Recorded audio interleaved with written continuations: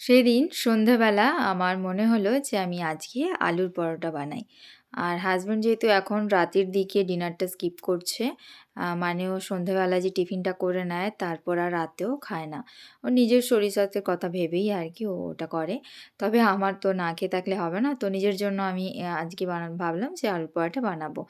আর ফ্রিজে আমি একটু যখন কাঁচা লঙ্কা আনতে যাই তো তখন গিয়ে দেখলাম গাজর এবং বিনস এগুলো কিন্তু ভরে, ভরে ছিল। আর মাম্মা যেহেতু এই সবে জ্বর থেকে উঠলো তো মুখের স্বাদটা একটু পাল্টে গেছে। তো এখন ওকে না একটু ভেজিটেবলস দিয়ে রান্না করে খাওয়ালেও মোটে খেতে চাইছে না। অনেক সবজিও রয়ে গেছে আর সেগুলো কেন বেশি নষ্ট হবে? তো আমি ভাবলাম আমারও কিন্তু ভেজিটেবলস খেতে ভালো লাগে না খুব একটা। তবে এই আলুর সাথে তাই ভাবলাম একটু মিক্স করে আলু আর সবজির একটা মিক্স পরোটা বানিয়ে নিই।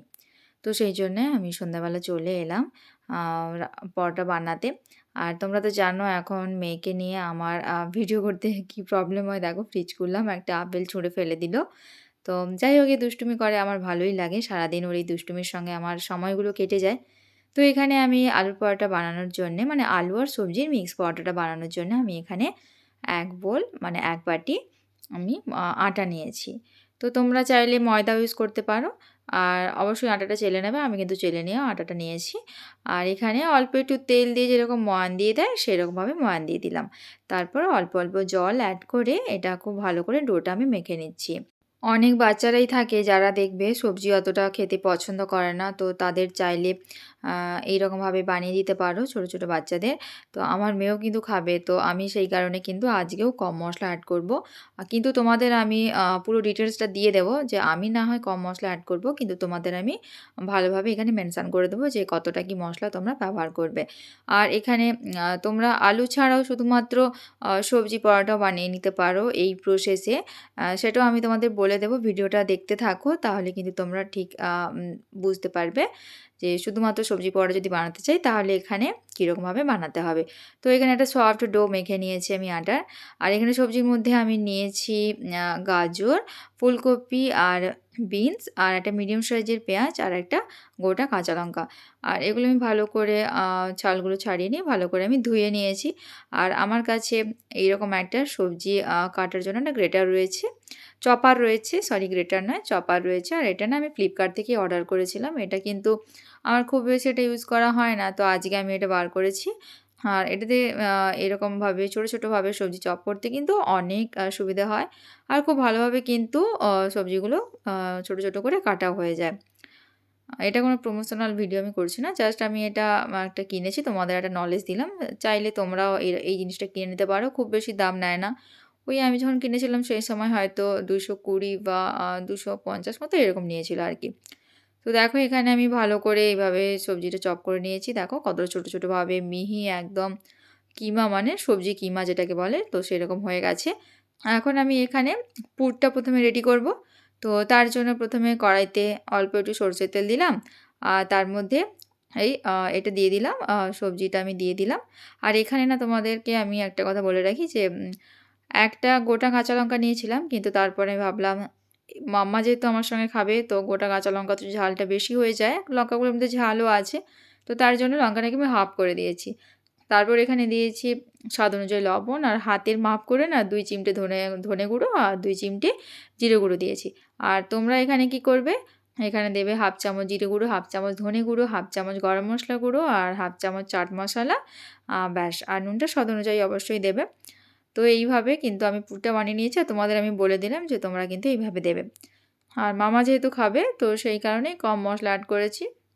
মানে তোমরা হয়তো বলবে যে এই ছোট বয়সে মাত্র ১.৫ বছর আর এই ছোট বয়সে এই পরোটা খাওয়াবে? কিন্তু না এটা ওর ডিনার নয়। কিন্তু আমি খাবো মানে ও আমার সঙ্গে পাশে বসে এটা খাবেই। আর ওর ডিনার কিন্তু আলাদা। তো এখানে খুব ভালো করে কিন্তু সবজিগুলো ফ্রাই হয়ে গেছে।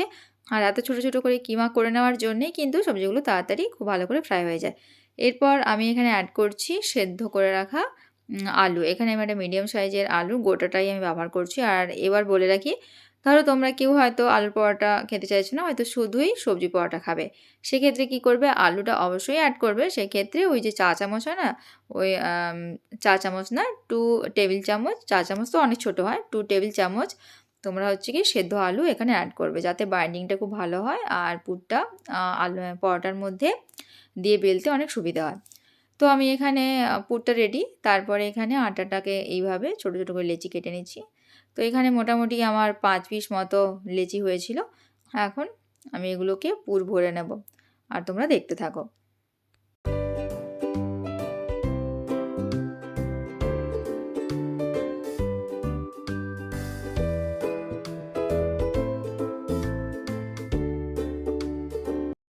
তো এখানে একটা, একটা করে লেচি নিয়ে একটু আটার গুঁড়োর মধ্যে একটু চাপিয়ে নিয়ে তারপর আমি এটাকে বেলে নিচ্ছি। একটা বেশ ছোট রুটি বেলে নেব। মানে লুচির যে সাইজটা হয় তার থেকে একটু বড় সাইজ। এই রকমভাবে বেলে নিয়ে এর মধ্যে আমি এবারে পুরটাকে ভরে নেব। তো এখানে ১ চামচের মাপে ১ম এ আমি পুরটা নিয়ে নিলাম। দিয়ে একদম মধ্যেখানে রেখে দিলাম। তারপর কিভাবে আমি ভাঁজ করছি এটা খুব ভালো করে তোমরা লক্ষ্য করো। যেরকমভাবে মোমোটাকে আমরা র‍্যাপ করে থাকি ঠিক সেই রকমভাবে এটাকে ভাঁজ করলাম, মানে পুঁটলি আকারে ভাঁজ করলাম। তারপরে এইভাবে ওপরের যে এক্সট্রা অংশটা সেটা একটু হাত দিয়ে কেটে নিলাম। তারপর এটাকে হাত দিয়ে একটু চ্যাপ্টা করে নিলাম। দিয়ে আবার আটার গুঁড়ি দিয়ে এটাকে খুব হালকাভাবে বেলে নেব।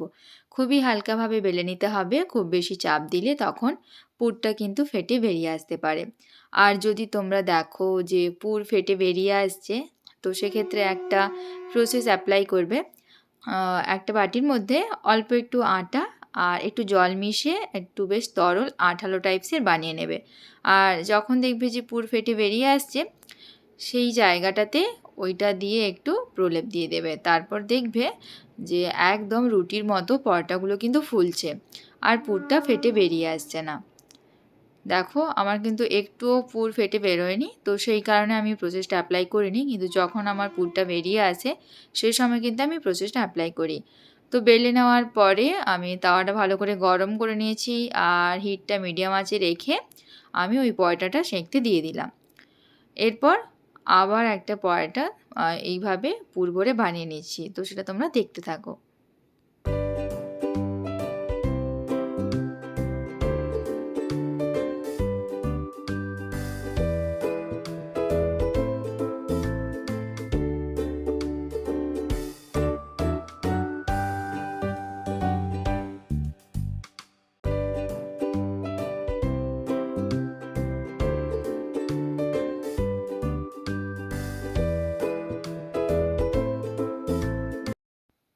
এখানে পরোটাটা একটা সাইড দেখো খুব ভালো করে কিন্তু সেঁকে নিয়েছি।